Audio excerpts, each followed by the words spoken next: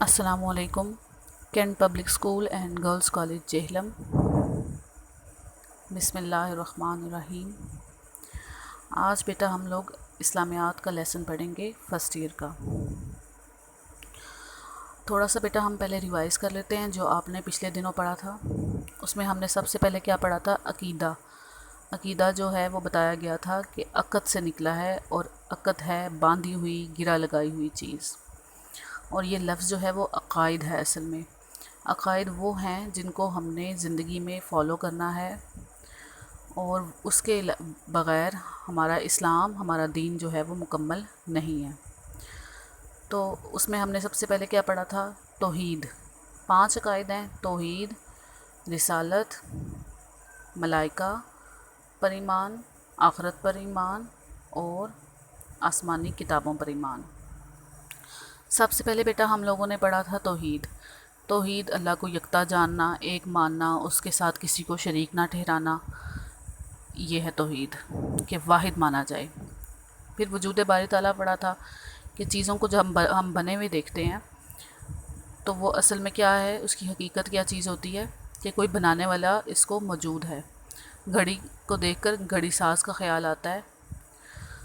ہمیں کوئی چیز بنی ہوئی چیز دیکھ کر ہمیں اس کے بنانے والے کا خیال آتا ہے. تو دنیا میں جتنی چیزیں ہم بنی ہوئی دیکھتے ہیں تو ہمیں پتہ چلتا ہے کہ کوئی ہے جو اس کو بنا رہا ہے. تو یہ جو ہم سورج، چاند، ستارے دیکھ رہے ہیں تو ان کو بنانے والی بھی تو کوئی ذات ہے. اور وہ ذات کون ہے؟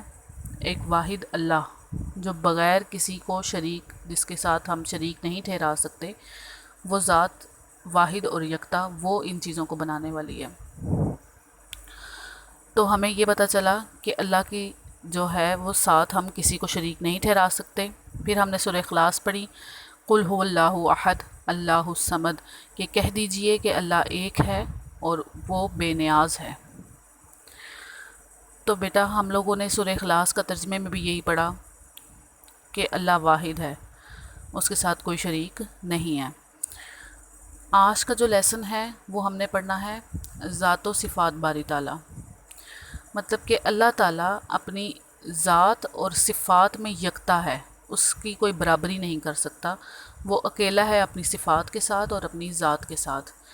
ذات کے ساتھ وہ کیسے اکیلا ہے کہ نہ تو اس کا کوئی باپ ہے، نہ اس کی کوئی اولاد ہے.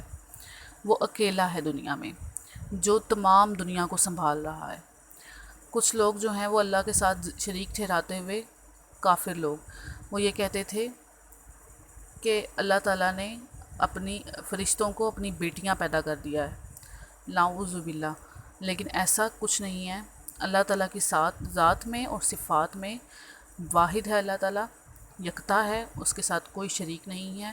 جب ہم دوسرا کلمہ پڑھتے ہیں شہادت، ہم گواہی دیتے ہیں کہ اشہد اللہ الہ الا اللہ، کہ میں گواہی دیتا ہوں کہ اللہ کے ساتھ کوئی شریک نہیں ہے، وہی اکیلا معبود ہے. پھر آپ بیٹا سورہ اخلاص جو ہے وہ جب پڑھتے ہیں تب بھی تو آپ یہی کہتے ہیں کہ آپ کہہ دیجئے. اللہ تعالیٰ نے کیا فرمایا ہے کہ قل، کہہ دیجئے.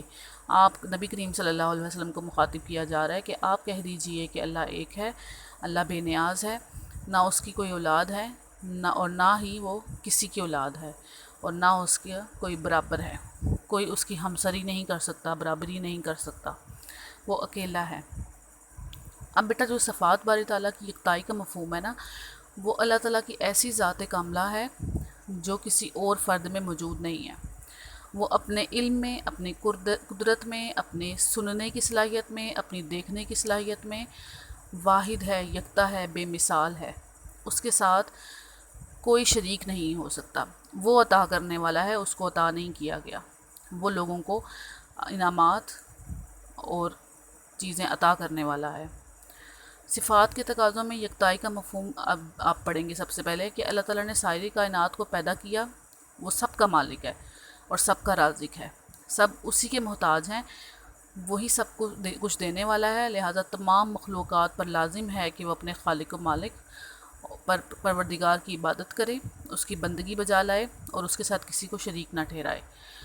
اب جو اللہ تعالیٰ نے دنیا میں وسیلے بنائے ہوئے ہیں لوگوں کو رزق دینے کے لیے، لوگوں کو مال دینے کے لیے، وہ اللہ نے ہی اس بندے کو عطا کیا ہوا ہوتا ہے. مطلب سب سے جو بڑی ذات ہے رازق، وہ خدا ہی کی ہے، وہ اللہ ہی کی ہے۔ اللہ جو ہے وہ اپنے بندے کو عطا کرتا ہے، اور بندہ اللہ ہی کے دیے ہوئے میں سے اگلے بندے کو عطا کرتا ہے۔ مطلب دنیا میں اگر آپ کہتے ہیں کہ نہیں فلاں بھی تو کسی کی مدد کر رہا ہے نا، تو وہ مدد کس طرح کر رہا ہے؟ کیونکہ اللہ نے اس کو عطا کیا ہوا ہے، اللہ کے دیے ہوئے میں سے وہ دے رہا ہے۔ تو وہ اس بندے کا کوئی احسان نہیں ہوگا دنیا میں کسی کی مدد کرنا، کیونکہ اللہ ہی نے اس کو وہ رزق عطا کیا ہے، وہ قدرت عطا کی ہے، وہ طاقت عطا کی ہے، جو اللہ جس میں خود واحد ہے، یکتا ہے، جس میں اس کے ساتھ کسی کو شریک نہیں ٹھہرایا جا سکتا۔ مطلب آپ یہ سمجھ لیں کہ اللہ کی ذات اور اللہ کی صفات جو ہیں وہ ہم کسی اور کے ساتھ اس کسی اور کو شامل کر ہی نہیں سکتے۔ وہ واحد ہے، وہ یکتا ہے، وہی دینے والا ہے، وہی رازق ہے، وہی مالک ہے، اور وہی قادر ہے ہر چیز پر۔ آپ قرآن پاک میں پڑھتے ہیں ان اللہ علی کل شیء قدیر، بے شک اللہ ہر چیز پر قادر ہے۔ انسان قدرت نہیں رکھتا نا کسی بھی چیز پر، ہم صرف دعا کر سکتے ہیں کہ اے اللہ ہمیں یہ چاہیے، یا ایسا ہو جانا چاہیے، یا ایسا ہو جائے، ہم صرف دعا کرتے ہیں۔ تو وہ ہماری صرف ایک کوشش ہو سکتی ہے، لیکن قادر جو ہے وہ اللہ کی ذات ہے۔ اللہ چاہے تو اس کام کو کر دے، اور اللہ چاہے تو نہ کرے۔ لیکن جو دنیا میں اللہ تعالیٰ نے لفظ جب دنیا بنائی تو آپ نے ادا کیا تھا لفظ کن فیکن، کہ ہو جا تو وہ ہو گیا۔ تو یہ جو کن فیکن کا لفظ ہے یہ انسان کے لیے امید ہے، اس کی دعا کے لیے امید ہے، کہ اگر اس نے یہ سن لیا کہ یہ لفظ جو موجود ہے دنیا میں، تو اللہ چاہے گا تو کچھ بھی کر دے گا، کیونکہ اللہ تعالیٰ نے خود فرمایا ہے کہ میں تمہارے گمان کے ساتھ ہوں۔ اگر اچھا گمان رکھو گے تو مجھے اچھا پاؤ گے، اور اگر میرے ساتھ برا گمان رکھو گے تو مجھے برا پاؤ گے۔ مطلب اس کا کیا ہے کہ جب ہم اللہ تعالیٰ سے دعا کرتے ہوئے یہ بات سوچتے ہیں کہ پتہ نہیں یہ دعا قبول ہونی بھی ہے کہ نہیں ہونی، تو اس کا مطلب یہ ہے کہ ہم صادق نہیں ہیں اپنی دعا کے اندر، ہم ڈگمگا رہے ہیں اس دعا کے اندر۔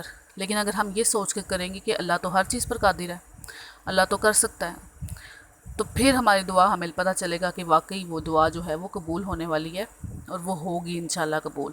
اور نہ قبول ہونے میں بھی بہت سی مصلحت ہوتی ہے کہ وہ بعد میں آپ کے لیے سنبھال کر رکھ دی جاتی ہے، اور آخرت میں اس کا اجر جو ہے وہ دے دیا جاتا ہے، کیونکہ اللہ تعالیٰ بہتر جانتا ہے کہ انسان کے لیے کیا بہتر ہے اور کیا نہیں ہے۔